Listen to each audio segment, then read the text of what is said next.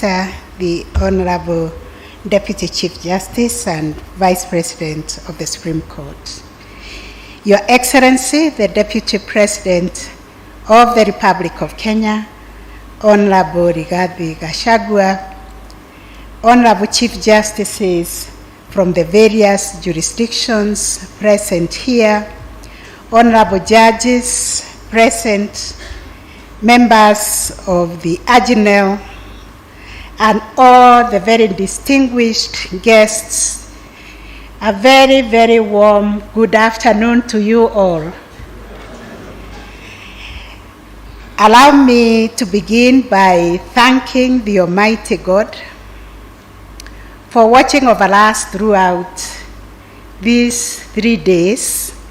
where we had a 3-in-1 symposium on climate change.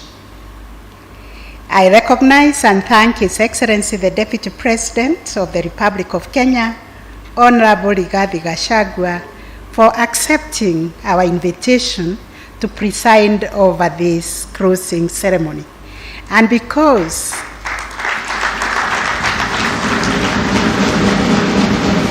we are all eager to hear from you, Your Excellency,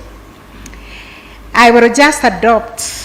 those very, very profound remarks that have been made by my colleague, Dr. Wanjara, Justice of the Supreme Court and Director of the Kenya Judiciary Academy, and my sister,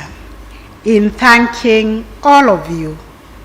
for all your support and for the commitment that we have seen here in the last 3 days that has resulted to the Nairobi communique that has been read to us. As I sat here throughout these 3 days, in fact, I've been here since Friday, all I've heard is that this is not a talking shop. This is a call to action by us, Chief Justices and ends of delegations, accepting the enormous responsibility that we have been given by our people to protect and promote our environment and mitigate on climate change, that we are not just going to lament, but take action.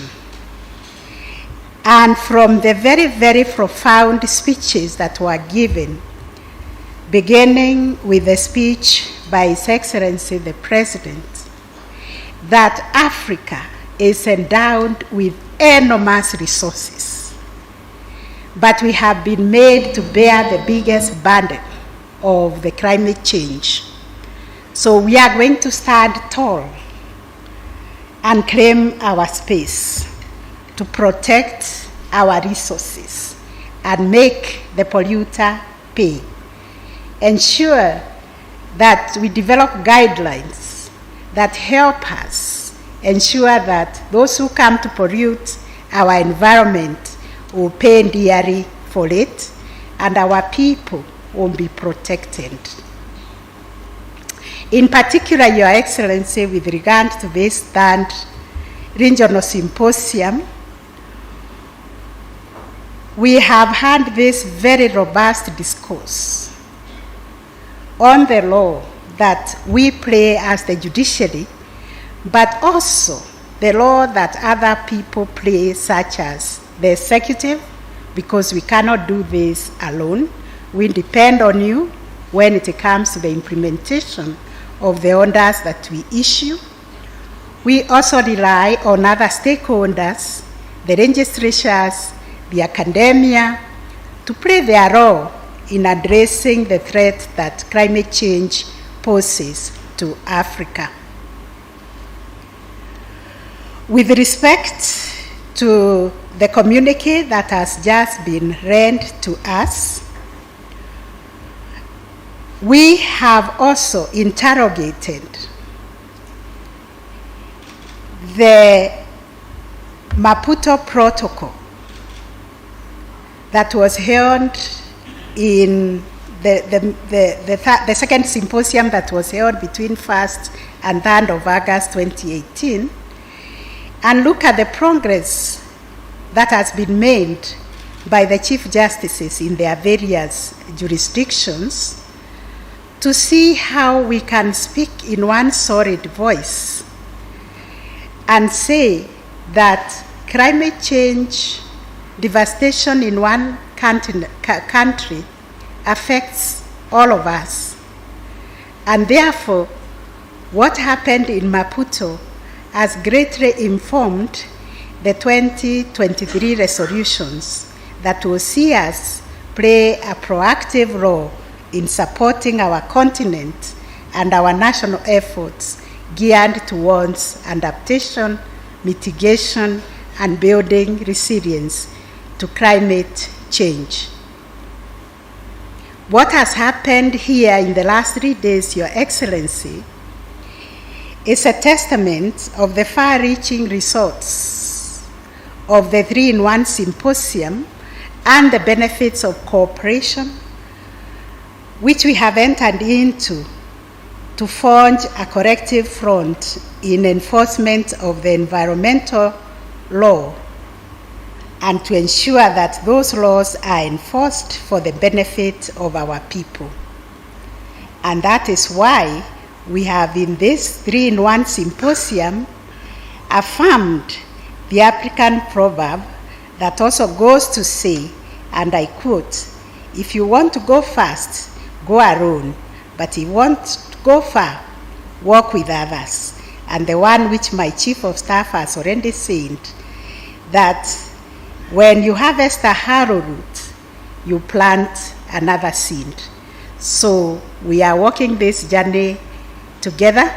and we are continuing to green not only the judiciaries, but all our environment as guardians of the rule of law and protectors of constitutional rights, including the fundamental right to a clean and healthy environment. We have made a commitment to continue playing a very proactive role in the fight against climate change and to build successes from the lessons we have learned from each other,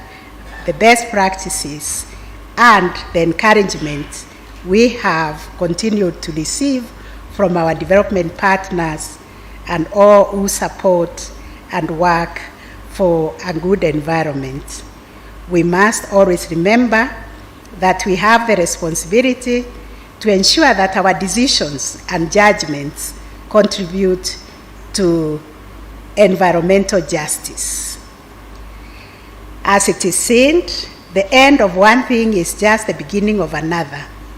The end of this symposium, Your Excellency, marks the beginning of us moving towards the implementation of those resolutions, innovations, and proposals made in our respective spheres with the ultimate goal of enhancing effective judicial adjudication in climate change. As for me, I have made an undertaking that Nairobi communique be framed and put on my pinna board in my office so that it will be reminding me every day of the commitments we made here, and I'll be ticking what I have done towards the implementation. I thank all of you for attending the 3rd Greening Judiciary Symposium. I urge you to consider Kenyan judiciary as your friend, also as a home where you can come and rest and reflect. We assure you that we will continue with our hospitality to host you once more in future as we strengthen the bonds between our judiciaries and grow a culture and practice of owning regional judicial and social justice dialogues here in Kenya. It is now my singular honor and privilege to invite His Excellency, the Deputy President of the Republic of Kenya, to address this gathering and officially close this symposium. Welcome, sir.